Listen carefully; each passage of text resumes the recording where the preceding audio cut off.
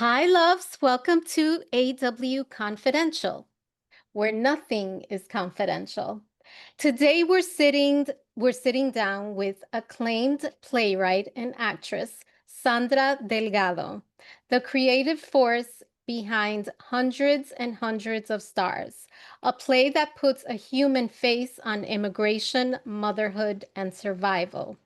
Her work makes one truth impossible to ignore.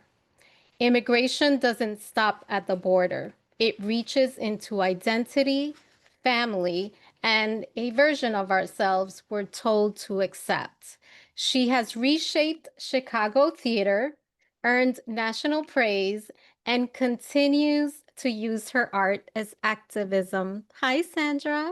Hi, Yvette. Thank you for that thoughtful introduction. I really appreciate you having me on. I don't think it even honors I mean, you have such a body of work and you've done so much. Thank you for everything that you're doing to give us a voice. My Thank parents you. came from Dominican Republic in the 70s, and it was such a different time. But I feel almost like we're regressing. Yes, absolutely. And it's My family came from Colombia. My parents came in the 60s, and it was a completely different situation. My parents were able to come here on visas. They came here on a plane. They had a factory yeah. job waiting for them. Yes. My dad Very, worked in the textile industry. yep. Yeah, I mean, it's like that same generation. Yeah. Yeah. Yeah, very different time. So this story was born from, I read from a real, I haven't seen it yet, Mhm. hopefully at some point, but I, it came from a real moment that struck you deeply. When you think about immigration, reaching into identity, family, and shaping the version of ourselves that we're told to accept, what part of this play hits you the hardest? Personally, creatively, or emotionally, or maybe it's all three, right? It is all three. They're Mhm. inseparable. And where it really hits me is as a mother. Mhm. And, the story that inspired me to tell this story was that of a man who came from Guyana, South America, as a young boy. He came with a visa. He had always been a legal permanent resident. Flash forward 30 years, he has a couple of minor drug convictions, and he ends up getting deported. And this is during the Obama administration, after he enacted some immigration policies that in some ways set the stage for what's happening now. Obviously, things are very heightened now. But he was also targeting, in the language that he gave, that he was targeting criminals, not the mom who's working hard to take care of her kids. He's targeting felons and not families. And I think what people may not understand is that if someone gets deported, they are a mother, they are a father, they are a brother, they're a sister, they're an uncle. They are connected to people. And so it's not happening like an island. There's all these ripple effects. And when I heard the story of this man, who also at the time, and this is like almost like 8 years ago, I didn't at the time know that you could get deported if you were a legal permanent resident. I really thought that you had some protections. So that was also like, whoa, if I don't know that, I bet there's a lot of people that don't realize that either, because so much of what we get about immigration is you're either citizen or you're undocumented, and there's nothing in between. There are so many of us that are in between, living in this, gray area. But at the end of it, what really got me about this man's story was that he had, at the time, his son was 10 years old. My daughter was 10 years old at the time. And I was like, in what world does it make any sense to deport this man over minor drug convictions? Is he a criminal on paper? I guess. Is that the same kind of crime as like someone who's like, distributing drugs on a mass scale that's like ruining a community? No. Is it a violent crime? No. Is it something that an American would get a fine for? Yes. But he gets Mhm. deported, and now his son is growing up without his father. His wife is now raising this child as a single mom, and he's going back to a place that he hasn't been to since he was a child. And so I was like, what if this was someone like me. Like everything about me is the same. You know, I was born here in Chicago, but what if I hadn't been? What if my parents had come from Colombia and then, you know, with me, and then you know, and because part of the thing that I'm also trying to do is like disrupt this stereotype that we have about what like immigrant means, what someone who gets deported means, what does that look like, what drug user means, what American means, what does American mean? That man is Yeah. American. He grew up here, everything, you know, it's like, so, but to answer your question, it was the motherhood part that really, really got me. It just did not make any sense to me, and just really got me thinking about all the families, you know, just like all this collateral damage, and that just goes on for a lifetime. It does. And it's hard to, because I don't we can talk about this for days, right? Hmm. But the story isn't abstract. It's not something we haven't heard, but it really does reflect what so many families are quietly enduring. So what truths, because I know you've done your research before when you Yeah. were writing this, what truths about immigration, belonging, were you most determined to expose through the main character? Yeah, that's an interesting question. And where I started really was showing this family and Clara, the protagonist, as fully fleshed out, imperfect beings. As we Because all are. as we all are, but how often, you know, we've come so far with representation, with Latina representation, and there's still so much work to do. When we think about immigrants and people who get deported, there's still such a narrow view of what that looks like and what their stories are, especially like in the sound bites that you're getting and the video bites that you're getting on social media. It's almost like, I hate to say this, but this is how I feel. It's almost like they're being villainized, which is, Yeah, it's awful. It's it's awful. awful. It's Yeah. awful. Yeah, that is definitely one of the things that happens. And you know, in TV and movies, there's still Mhm. such a narrow view of Latinidad, generally speaking. Mhm. Um, and so it was really important to me to actually, in like the beginning of the play, you're really getting to know these people as people. That's the biggest thing, that these are people that should be given, you know, dignity and respect. And so, and I know that it was kind of revolutionary in a way to what happened, and which was really exciting to me is I'll share a story. You know, the theater that produced it is Timeline Theater, and we did a workshop of the play back in June. And after we did a public reading after the workshop, and there were these two women who kind of became my touchstone throughout this whole process. One of them was a young Latina who grew up on the border. She grew up in McAllen, Texas, and she said, I know these people. These people are my neighbors, they're my Mhm. family members, and I've never seen, because sure, the story does talk about immigration, but at the end of the day, this play is about a family, and it's a mother-daughter love story. So she said, I haven't seen a play that treats the subject matter with these kind of characters before, like characters that I see myself in them. I recognize them as people that I love and that I know. And then there was a white woman who, you know, she's a theater goer. She has an open mind. I'm sure she knows what's going on the news, and she has empathy, but it's still not personal to her, right? It's like what she Right. sees on the news. And her comment was, Clara is me.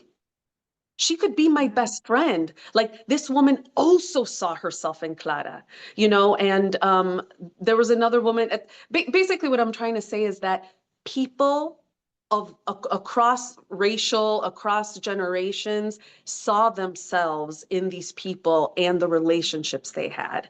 And so, what's the truth? The truth is that they are human beings. You know, they're not just this thing that you see on the news or you see stereotyped in a television show, or, you know, it's some They're sort of real like, people. they're real people, and it's as simple and as difficult as that, because it's not until we really start seeing each other really as other people and not the villain, back to your point, you know, nothing that's where real change happens. And that's why I love theater. You know, it's intimate, and it's like it's like a ripple effect, right? You know, like you are slowly changing one mind at a time. And we can't 100%. overemphasize it enough. You know, we say like representation matters, visibility matters, but through the process of this play and sharing it with all the people that have seen it so far, I have actually a new understanding of what that means, and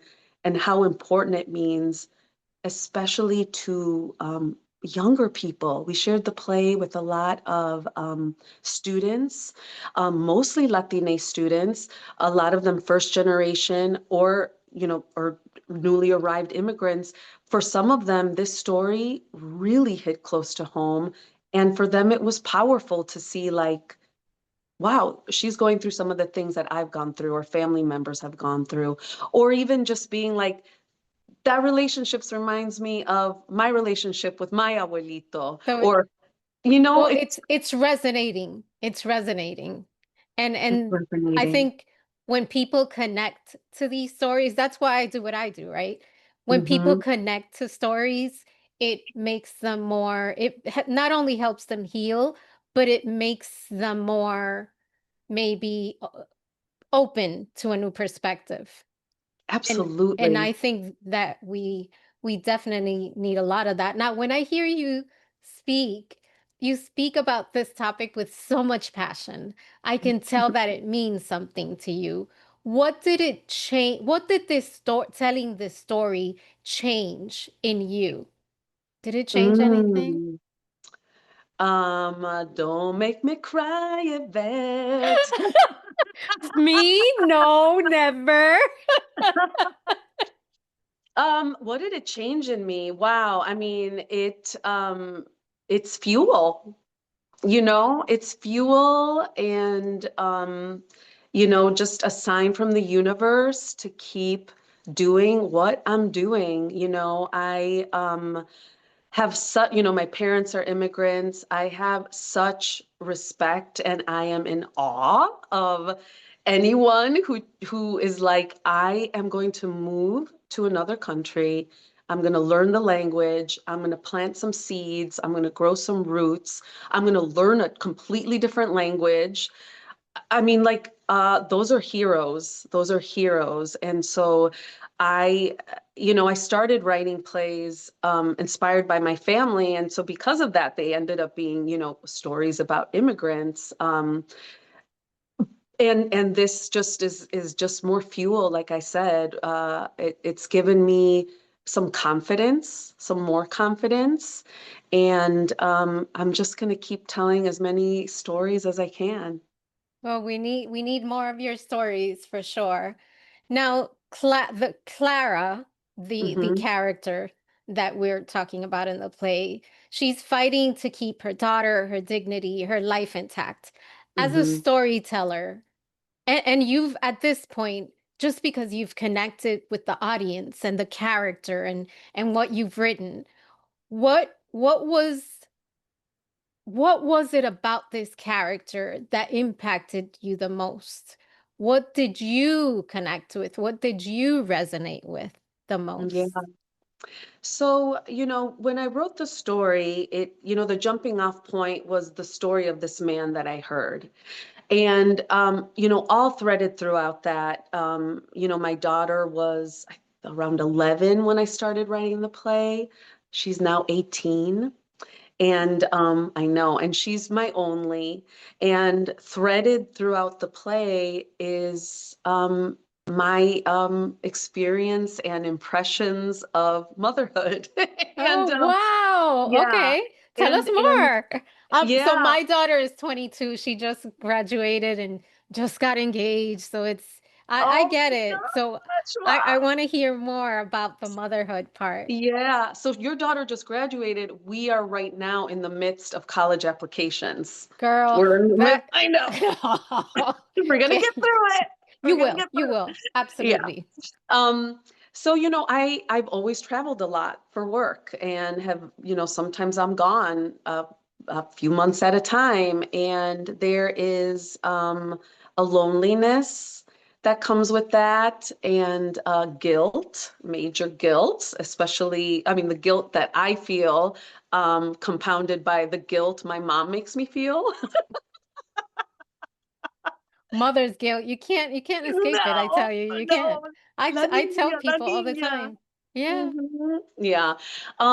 And so, threaded throughout that, obviously I'm in a completely different situation than Clara, but the whole time Clara is being, there's that threat that she is going to be separated from her daughter.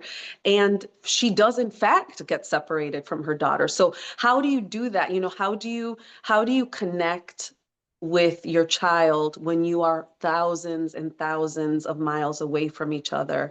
And what is the feeling that you feel as a parent? Obviously, with Clara, this is an extreme situation, but I did channel the feelings that I have felt when we have that, totally unsatisfying conversation, when we aren't able to connect on the phone and she's off in her own world and she clicks the phone and I'm like, oh my God, I'm so lonely and I'm sad and I feel so guilty that I'm not with you right now. Mm. And it was interesting, having other parents reflect to me that, there was this one woman who was like, I feel that so much, and my kids are here. I feel like we can be around the dinner table, and it feels like I'm 1,000 miles away because it's like, how was school? Fine. Did anything happen? No. So yeah, I mean, that's what I really mostly connected with the motherhood, and that, I mean, that was what really carried me through. Wow. I would say to a certain way also, I'm now in the sandwich generation, which is a term that I've only heard really recently, where you you are now taking care of your parents. And you're also taking care of a child. So you're in the sandwich. And I am feeling that so hard right now in a It's a lot way of that pressure. a lot of pressure, a lot of work. It's also like an honor to be able to do this for my parents right now. And it's a lot. And it's also like, where am I? Like getting lost in all that and making sure that I'm taking time for myself. And so you see this woman, Clara, in a way that I wasn't when I started writing the play, but a way that I am now, where it's just like my entire days are taken up sometimes with like the care between the two, and then also taking care of the house and cooking, like just like all this caregiver work that I'm giving now became really real in a Wow. way that it wasn't when I wrote it. Um, it is The now. So irony, I'm in right? it. The Yeah, irony. yeah, yes. So, we're lucky enough, I think we're lucky to have this experience where our parents were immigrants. In a we're in a time where despite there is so much challenge, so many different types of challenges, but Hmm. we've lived this experience that is it's I don't know, it's almost like beautiful and sad at the same time. I go back and forth, but I wouldn't want my parents to change it. I'm here. I was born here. I've been able to do so much. Um, but there are those who haven't lived the immigrant experience and don't understand it. And there, there's so much misinformation out there. What do you hope shifts in those people's understanding when they witness or hear about Clara's fight to keep her family together? Because not everyone has the immigrant experience or is even connected to it. So what's your hope for that population?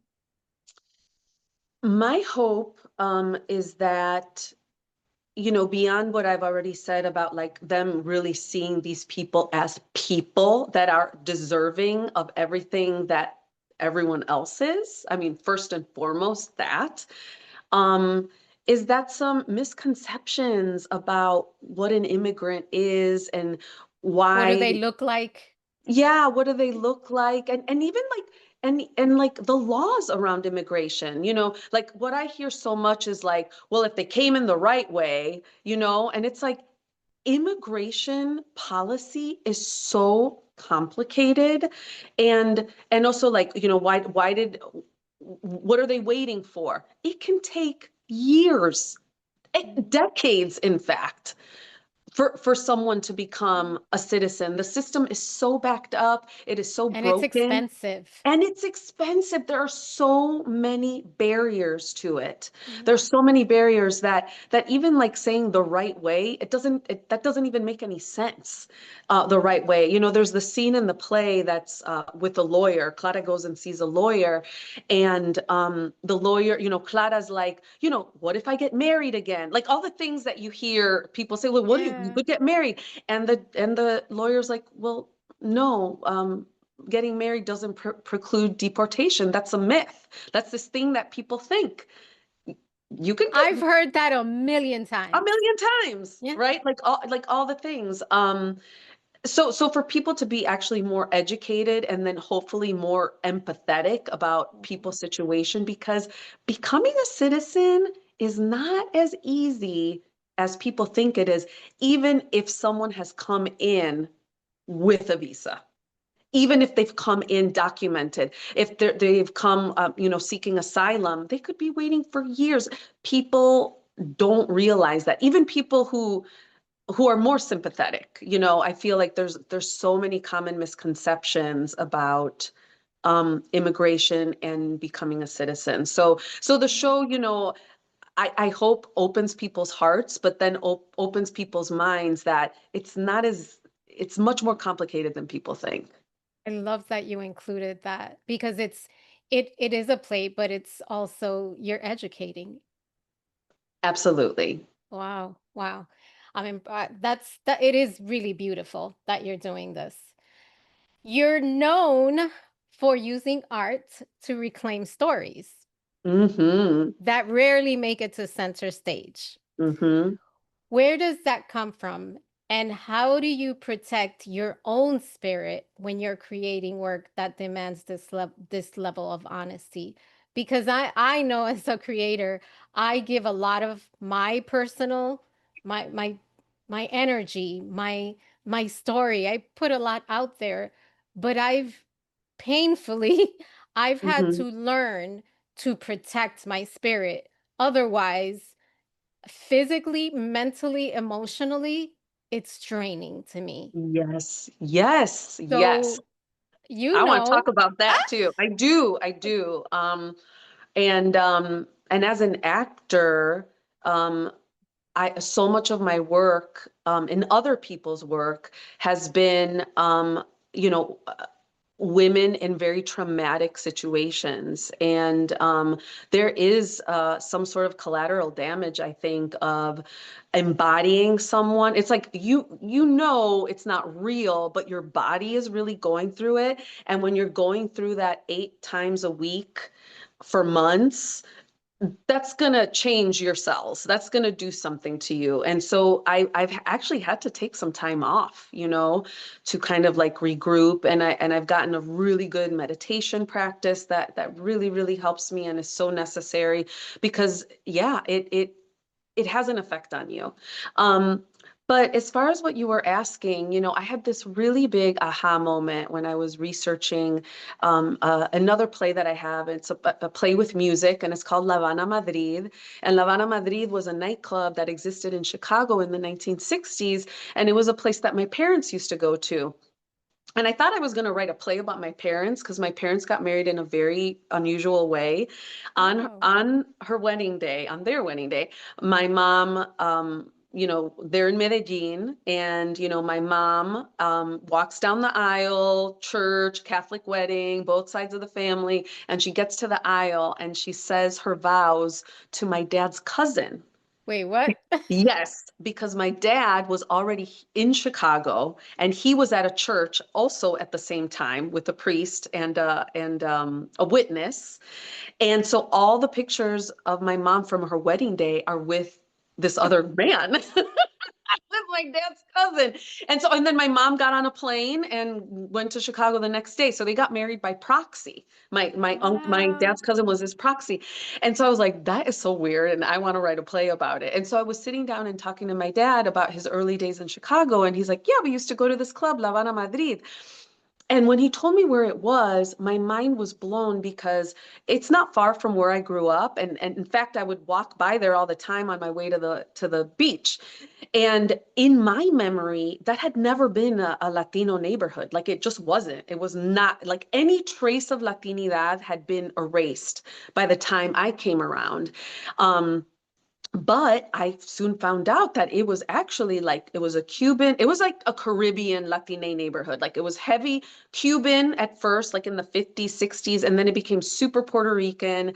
And then it like made sense why my parents landed there, you know, because in Chicago you have like two huge Mexican neighborhoods, but it makes sense to me that Colombians would go to where like the Puerto Ricans and the Cubans were, just because I feel like there's a lot of like touch points there, like with our food and our music and stuff. And anyway, so I was like, oh my God, this is amazing. I've always wanted to sing with the salsa band. I can be the singer. Wouldn't it be cute if like I did this immersive experience where it's a recreation of the nightclub? And so Ooh. that's where I started going. I was like, oh my God, I'm not gonna write that play about my parents. I want to write a play about La Habana Madrid. So I started Googling, and now if you Google La Habana Madrid, you'll find a lot of stuff about the show, but I couldn't find anything about the club. And it's weird because I knew now that I knew where the club was, I knew that the club afterwards had become this very influential folk club called the Quiet Night. Like Bob Dylan played there and Jimi Hendrix played there. And then afterwards, it was like this punk club. And there was stuff about those clubs, but nothing about La Habana Madrid. And so then I went to the big library downtown, and I was like, I'm gonna find something here because I knew at the time there were clubs, there were Spanish language radio stations, there were record labels, there were, you know, there was a rich like Caribbean music scene. And anyway, I found this book that was called like Chicago Music of the 1960s, like something like that. And in this like book that had like over 200 pages, there was not one Latino name. And Wow. that was the moment that for me, this project changed from, oh, wouldn't it be like so cute if like I created this thing in a club? Wouldn't that be fun? To like, oh, no, no, no, no. This project has a deeper meaning. We are excavating this history that has not been documented, that is living with the people who lived it, who are now like 80s, 90s. Some of them have already made their transition. Like this history is at risk of being lost. Um, and so that was this huge turning point for me in why I do what I do. Wow. And so the process for that really became like, hey, does anyone know anyone? You know, it was like a completely like analog research experience because the stuff wasn't like I couldn't find it. You know, I had to go and talk to the people. And so I don't even know Wow. what your original question I was, know. but No, it actually leads. No, it's a good leading point mhm. to what I wanted to talk about. I want you to at least a little bit. We have a few minutes to talk about the Sandra Delgado experience. What? So, from what I know, and you'll tell me about it, it's a Mhm. blend of storytelling, music, and spiritual cabaret, or Yes. Yeah, I'm that like you it's a so is it connected to La Habana Madrid or is it something totally different? What's going on with this? Yes, it's totally, totally different. But I would say that I could not have done Sandra Delgado experience if I hadn't done La Habana Madrid. So, you know, I come from a musical family. I grew up singing Colombian folkloric music in a choir from like the time I was 5 years old through high school and sang in high school. I love singing. But when I started acting, I found myself in the drama world, like just, and didn't do music at all. And then when I started writing my own plays, really quickly realized like, wow, I don't know how to tell a story without music or movement because I was a Mm. dancer too. So with hundreds and hundreds of stars, it's like a play, but it's also a mashup because there are these like, I'm not going to call it dance, but there are like these movement sequences because I'm really interested in how to tell a story beyond words. Like, how do we tell a story through song? How do we tell a story through movement? You know? Um, and I think that's something that makes the stuff that I create appealing to people who say they don't like theater because it's Ah. different, you know? I So, mean, so wait, so that, okay, so we have the storytelling piece, we have the music piece, we have the dance yes, piece. yes. What's the deal with spiritual cabaret? What's that Yes. about? Okay. So with Havana Madrid, because we did so many shows, we did have a bunch of sold out runs in Chicago, and I've done it out in California, and I would really love to bring it to the East Coast too. Is that I just got a lot of stage time with the band because I was the singer. I was like the singer and like your guide. Um, and there was a little spirituality to La Habana Madrid as well. La Habana Madrid was the name of the character, and she was like the conjurer and like the spirit of the club that kind of like activated everything. Wow. So with the Sandra Delgado experience, I was like, it was like during COVID and theater was shut down. And I was like, I really miss performing and music had opened up again. And I was like, you know what? I'm gonna put this band together that I've always just wanted to like do that, you know? And and so the first time I did it, and it mostly Spanish language music, and I was just told a couple of stories like in between the songs, you know, because I am a storyteller. And I noticed what really resonated with people was the story that I told about loss, actually, about grief and losing people that I loved during the pandemic. And then the next time I did it was out in New York at Joe's Pub at the Public Theater. And I kind of fine-tuned that story and added on another experience that I had had in my grief journey. And that culminated in me inviting the audience to share the name, if they were comfortable, to share the name of a loved one or loved ones that they had lost. And it was so interesting because at first there's silence, and I'm okay with silence, you know. And then little by little, people were like, started saying names until all these people started saying names. And it was like this communal healing experience. I And just got after the chills. show, it was so beautiful. And after the show, that's what people wanted to talk about. And so I told that story several times and just started getting like more information, you know, from the audience every time about like why that worked and what is it that that that really like hit them, you know. And so now with the Sandra Delgado experience, it's not always about grief, you know, like the last one I did was the love show and Oh, getting people. So over the course of the night, you know, we're singing, we're dancing, and then also through the little stories that I tell in between songs, I'm slowly encouraging the audience to share stuff. At first, it's like, just think about this on your own. And now, like, share this with the person next to you. And sounds then cathartic. it is. It's so, and people are so digging it. And at the end of the night, it just ends in a dance party. So it's like a spiritual cabaret meets dance party. So it's just I'm really into creating spaces of joy, you know, spaces of And I joy could and I could connection. feel it. And you can totally feel that this is about connection. And Yeah. I'm curious. I just thought of this. What about this experience makes you come alive? Because I can feel it. Oh my gosh, I love it so much. Like it just makes me so happy. And it's such I think it's a balancing thing with for example, like hundreds and hundreds of stars. Like, you know, that was a heavy piece. And you know, and it is also funny. It's a funny piece, but it ultimately is like this tragedy. And so now it's like, okay, and this is kind of like connected to what you asked me before about like, how do I take care of myself? Singing. Singing takes care of me. Oh. You know, that I feel so free and joyful when I sing. And so to be able to balance like the heavy stuff that I do with the super, super joyful stuff that I do. I mean, it's like I feel like the luckiest person in the world. Like I have so much fun on stage, and connecting with the audience. And watching people dance, watching people sing along. Like what fuels me is the live experience. What fuels me is like being in a room with people, sharing this moment that won't like ever be repeated again. Like I love that so Ah, much. thank you for sharing that. I don't know, I had chills when you were talking about it. Okay.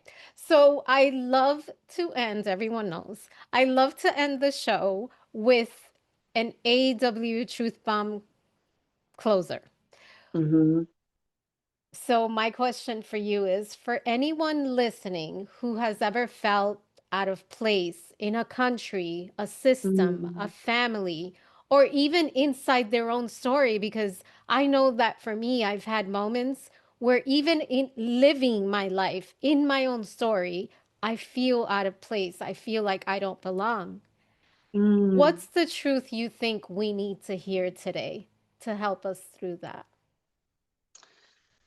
Wow. Well, I think two things. The first one is that I think we all feel that way. Wow. I really feel like we all feel that way. And I think it's important for us to talk about it and for us to reach out to someone that we know and love and trust and be able to talk about it. I feel like we all feel lonely. We all feel like weirdos. We all feel out of place sometimes. And I actually think that is one of the other things that drives me to create is to create these spaces of belonging where everyone is welcome because of the feelings that I felt of like being an outsider, and feeling like I don't belong. And then the other part of it is something that I'm noticing now. I mean, I think it's been subconscious so far, but now I'm really kind of seeing it in the work that I do of not sugarcoating the fact that like life is hard. Oh, I Life is hard. say that all the time. I Yeah, listen, I've been in therapy. I don't even know how long. And I I truly believe that we all need a little therapy of some kind. There's different types of absolutely. therapy. I mean, as long as it's healthy. But I just feel like life is hard. Life It's is hard. and the challenges, especially with social media, you see people appear, right? And you see the highlight reels.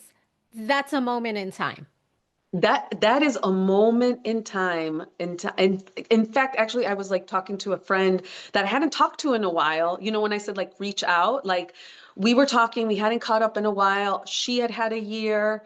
I had had a year, and when I shared with her what'd been going on with me, some health issues that luckily like I'm on the other side of, like I'm still healing, but I'm like so much better than I was a year ago. She was like, I had no idea. I look at your Instagram, it seems like you're rocking. And I'm like, it's been kind of hell. And Um, And yeah.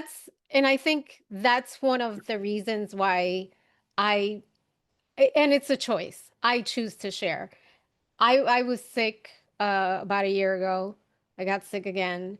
I Mm, shared because I really feel that I don't want people to think, oh, she has a perfect life. right. But that's crap. None of us do. We have these Hmm. moments, these highlights in our reel of life that are beautiful. They're amazing. But that is not most, I mean, hopefully it's most of the time. But for the Yeah. past year, no, that has not been most of the time. I've been sick a lot of the time. Yeah. So Well, I I'm can sure that relate helped. to what you're saying. It's Yeah. for And I'm sure sure. it helped people. I'm sure it helped people that you shared. I mean, I think the sharing is important. And also like life is hard and it's also beautiful. And to try to find the beauty in the small, everyday Yeah. things. Like we're so lucky. I'm so lucky that I get to sit down with you and like have this Oh, conversation, you thank you. know? I'm so lucky that after this, the sun is shining and I'm going to take my dog for a walk, you know?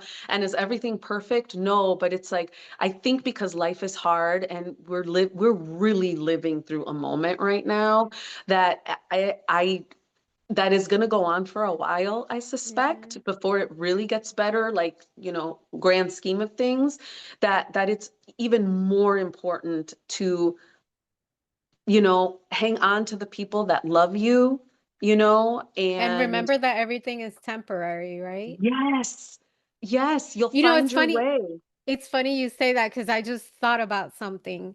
I used to have this fantasy, as most young people do, right? That life that I was gonna build this perfect life. And Yep. what I realized now that I'm, I hit that 50 mark, I've realized that life is not perfect, but there are Mm-mm. those perfect moments. They're just moments where Hmm. it's like pure joy, pure just happiness. So Yep. it's perfect moments, but not life is just it's a show. It's It's a not. show. Yeah, I mean, and I feel like, you know, as soon as you really realize that, I think there's a freedom in that because it's Yes. the truth. See, Like therapy life's paid off, Sandra. yeah, that's it. Life is Yeah. hard and it's beautiful and you will find your way, you know. And I think, I think one of the things I've just had so many like, I don't know, wake up calls, but I think we need to remember that it's temporary. So we Hmm. should find that those joys, tiny, tiny. Tiny. Yeah. All of them, because they're out there and they're out there every day if you're looking for them. We're trying. We're trying. Sandra, Yes. thank you so much. You're so amazing. I want to know, we want to know, how do we find Yes. out more about you? When do we get some Sandra in New York? What's the deal with Oh that? my gosh. Well, I will be coming back to Joe's Pub in the spring with the Sandra Delgado Ooh, experience. I'm gonna have So, to go to that. yes, you got to come to that. I would love to have you there. Yeah, that's going to be in the spring. I will be announcing the date soon. And for now, just follow me on Instagram at Yo Soy Sandra Delgado. Well, Sandra, you're amazing. Thank you so much for being here today, and I look forward to meeting you in person in the spring. Thanks. Oh my gosh. And I'm also going to be, I'm going to be on Power Book 4 Force Wait, this what? season. Yes, Girl, wait, yes. whoa, give us, can you give us some info? Yeah, I will be on as Agent Delgado. They like my last name so much that they made the character Agent Delgado, and I'll be in. I think my first episode is episode 5 or 6, and the season starts this week. So tune Wait, into so Stars. which power? Because I'm a power Oh, fan. Which one? yes, it's the Power Book 4 Force, the one with Tommy. That's one of my favorites. Oh my God, Yes, Sandra. I'm so glad I asked you. All right. yes. So check me out on that. Yes. So excited. Thank you so much for being Thank here. you. What a And pleasure. all mine. And it Mhm. was definitely one for the books. Hundreds and hundreds of stars remind us that behind every headline is a life, a family, a story that could have been ours. To everyone listening, take a moment with this. Please share it, reflect on it. These are stories that shift how we see each other and ourselves. So let's have some empathy. This is AW Confidential, where nothing is confidential, especially the truth. Thank you, loves, for joining us. I will see you soon. Bye.